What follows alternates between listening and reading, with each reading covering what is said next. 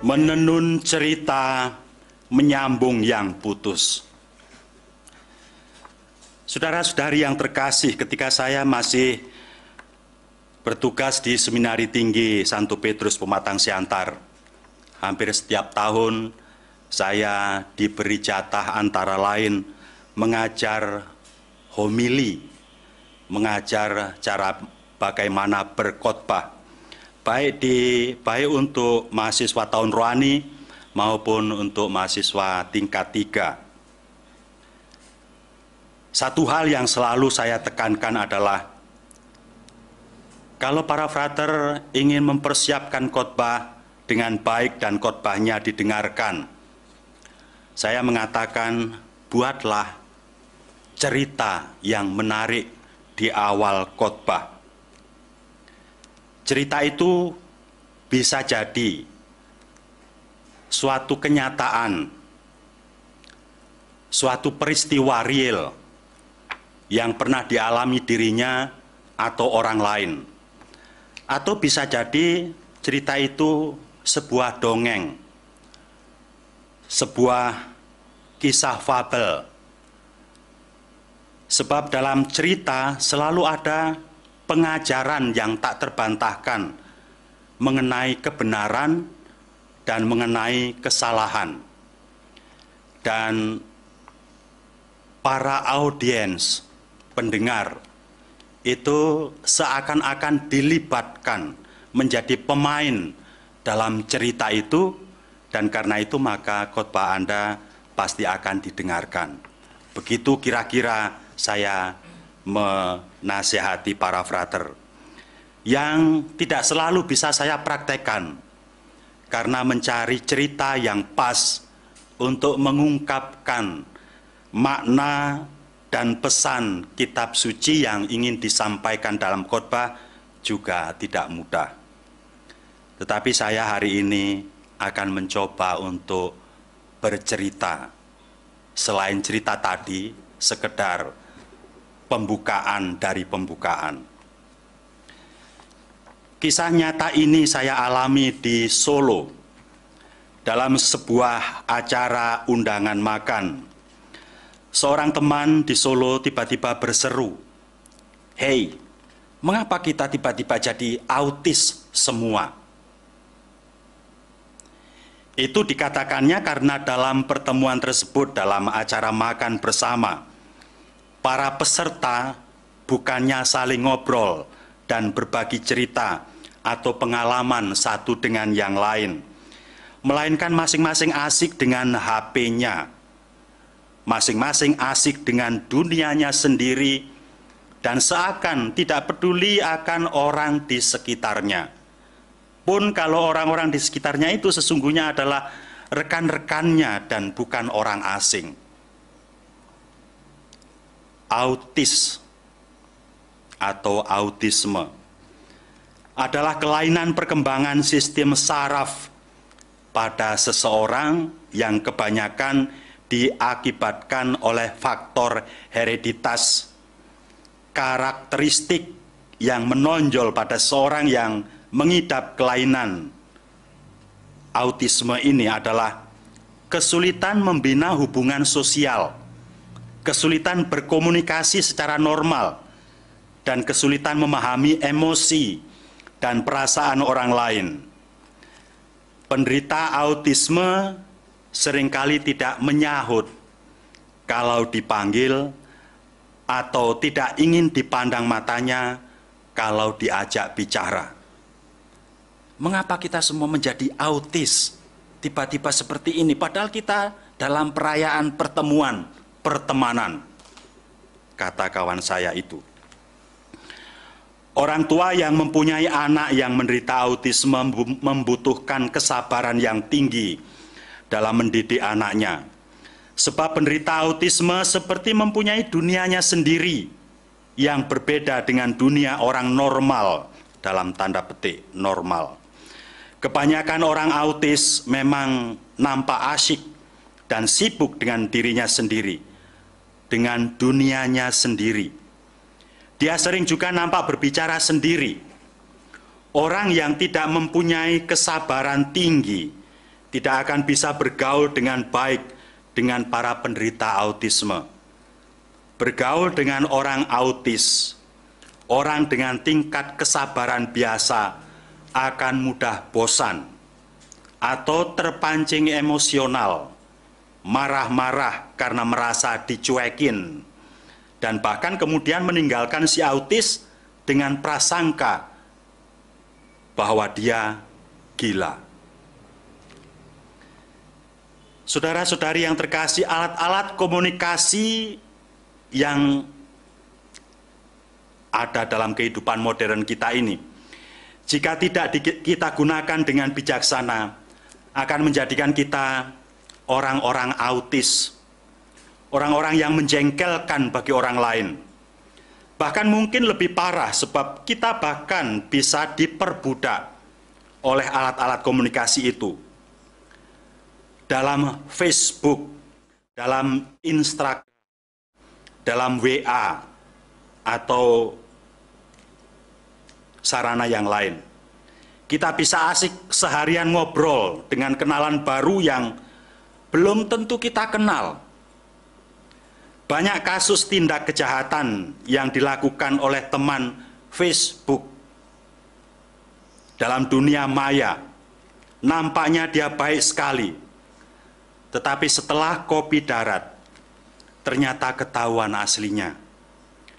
Dalam chatting, kita bisa mengatakan apa saja yang bisa jadi kita tidak akan berani mengatakan jika kita face to face dengan orangnya.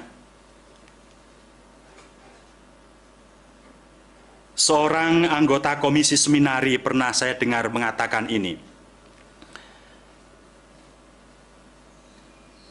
Alat-alat komunikasi modern bisa menjadikan kita lonely together. Kita bisa kesepian bersama. Kita bersama-sama, namun kita kesepian. Kita bisa mempunyai banyak kawan, namun sesungguhnya kita tidak mempunyai siapapun, tidak mempunyai kawan seorang pun, karena kawan-kawan kita berada di dunia maya. Kita mendekatkan orang yang jauh, yang sering tidak kita kenal sama sekali, dan kita menjauhkan orang yang ada di dekat kita, yang sesungguhnya bagian dari hidup kita yang kita kenal. Bukankah ironis, alat komunikasi yang dimaksudkan untuk menghubungkan, untuk menyambungkan, malah justru memisahkan dan memutus.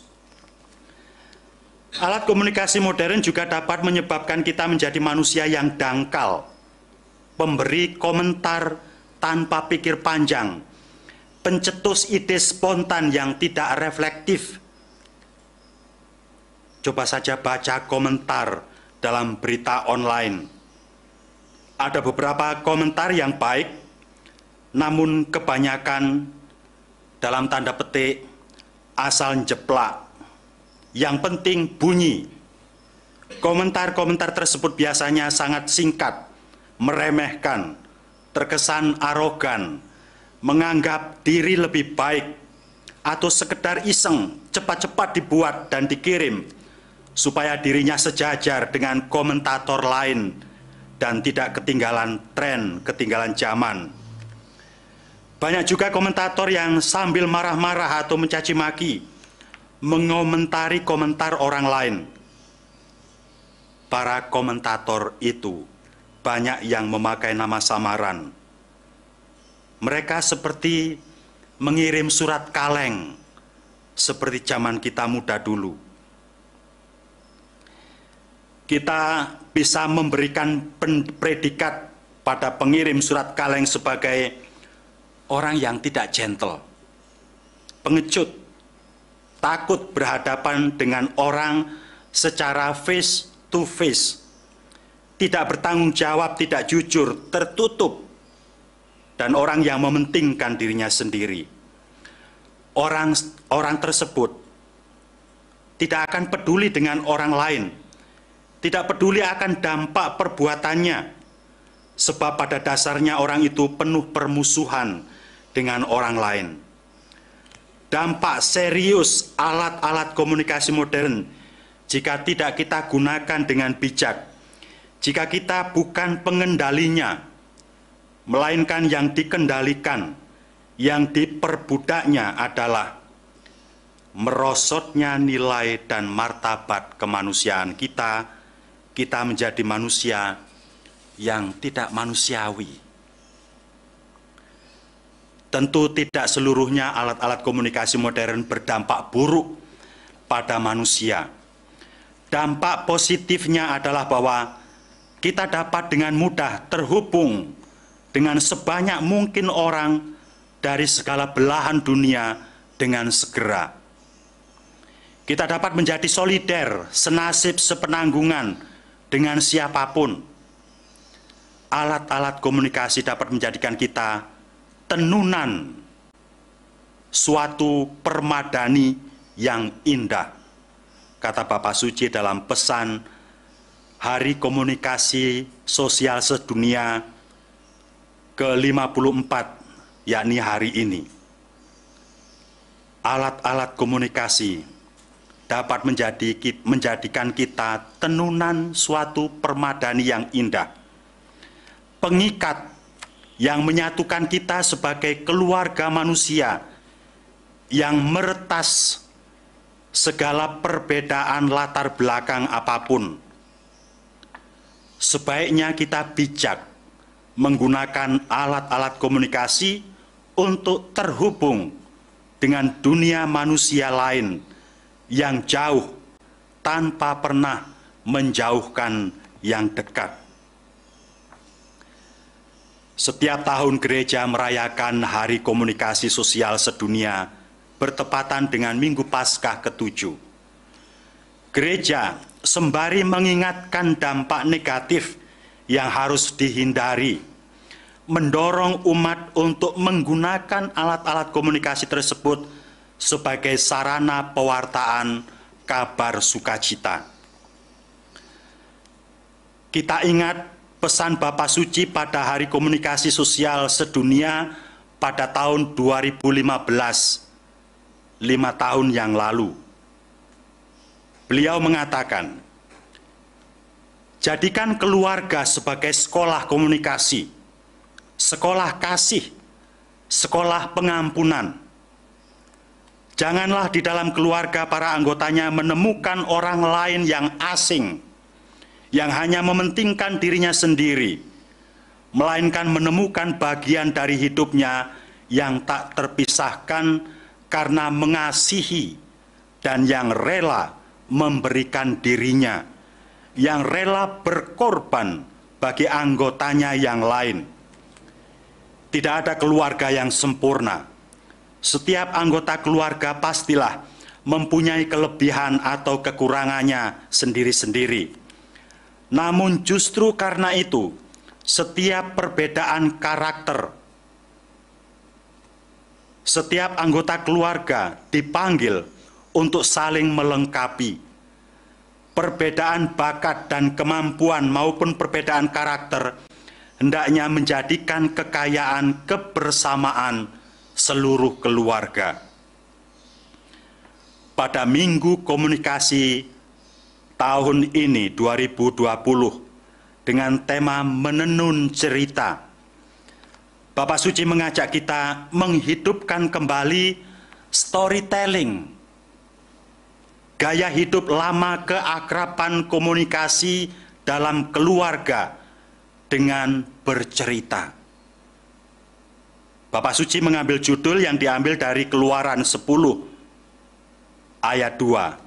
Supaya engkau bisa menceritakan kepada anak cucumu. Kita ingat masa kecil kita. Kita selalu minta orang tua kita menceritakan kisah-kisah apa saja sebagai pengantar tidur. Dongeng, kisah-kisah heroik kepahlawanan, kisah kesalehan iman para santo dan santa akan membekas di hati anak-anak dan akan membentuk jiwa kesatria kita. Kisah-kisah itu jika diungkapkan dengan baik akan ditangkap oleh anak-anak sebagai kisah orang tua mereka sendiri, dan akan menjadikan kisah hidup mereka sendiri kemudian hari. Anak-anak akan menjadi nyaman dan tidur dengan nyenyak, serta bangun dengan sikap dan semangat hidup positif. Karena itu, kisah atau cerita hendaknya memberi tekanan pada pribadi-pribadi dengan karakter yang baik. Sesungguhnya cerita itu adalah pembentuk karakter kemanusiaannya. Bapa suci kita yang sangat kebapaan mengajak kita untuk membangun kembali keakraban komunikasi keluarga zaman dulu, agar anak tetap tumbuh dalam alur positif kemanusiaan. Manusia yang jiwanya bergelora hidup dan bukan yang pasif mati, karena tumbuh dibentuk oleh alat-alat artifisial yang tidak berjiwa.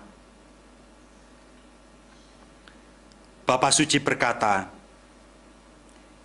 Yesus berbicara tentang Allah bukan dengan konsep abstrak, tetapi dengan perumpamaan, cerita-cerita pendek yang diambil dari kehidupan sehari-hari. Di saat kehidupan menjadi cerita, dan kemudian bagi pendengar, cerita menjadi kehidupan. Cerita menjadi bagian dari kehidupan orang-orang yang mendengarkannya, dan cerita itu mengubah mereka. Pesannya di tahun ini pada poin nomor 3. Yesus adalah firman Allah, Sang Sabda, cerita Allah, kata-kata Allah, sejarah Allah yang menjadi manusia. Yohanes 1 ayat 1. Sejarah Kristus menunjukkan kepada kita bahwa Allah sangat peduli kepada umat manusia, kepada daging dan sejarah kita, sehingga Dia menjadi manusia, menjadi daging yang menyejarah. Sejarah Kristus juga mengatakan kepada kita bahwa tidak ada cerita manusia yang tidak penting atau tidak berharga. Kisah Allah menjadi cerita. Setiap cerita manusia dalam arti tertentu adalah cerita ilahi, kisah Allah sendiri. Dialah sejarah setiap orang. Bapa melihat lagi kisah putranya yang turun ke bumi dalam diri setiap manusia yang menyejarah kita semua. Jadi setiap manusia memiliki martabat. Setiap manusia layak ditinggikan. Pesannya dalam poin nomor 4. Bapak Suci juga mengutip 2 Korintus bab 3 ayat 3. Kata-kata Santo Paulus, kamu adalah surat dari Kristus yang ditulis oleh pelayan kami. Ditulis bukan dengan tinta, tetapi dengan roh dari Allah yang hidup, bukan pada loh-loh batu, melainkan pada loh-loh hati daging, hati gading, yaitu di dalam hati manusia. 2 Korintus 3 ayat 3. Maksudnya jelas. Di dalam hati kita, roh Allah sedang menulis cerita tentang Allah dan cerita tentang kita. Saudara-saudari yang terkasih, cerita pertama yang kita dengar terjadi di dalam keluarga. Mari kita kembali dengan serius memperhatikan keluarga kita masing-masing. Di dalam keluargalah manusia bersekolah untuk menjadi manusia yang sesungguhnya. Baiklah setiap anggota keluarga menjadi murid yang rendah hati, yang mendengarkan yang lain, yang mengajar, yang membagikan kisah hidupnya, menjadi rendah hati yang belajar dari yang lain, yang sekaligus masing-masing menjadi guru bijaksana yang mengajar anggotanya, dan bersama saling meluluskan.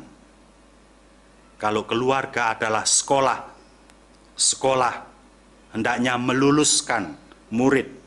Semoga keluarga yang sekolah ini meluluskan anggota keluarga dari sekolah kemanusiaan itu dengan predikat summa cum laude, lulusan terbaik dalam hal moral, sosial, dan spiritual.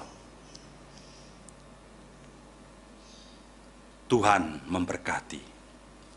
Amin.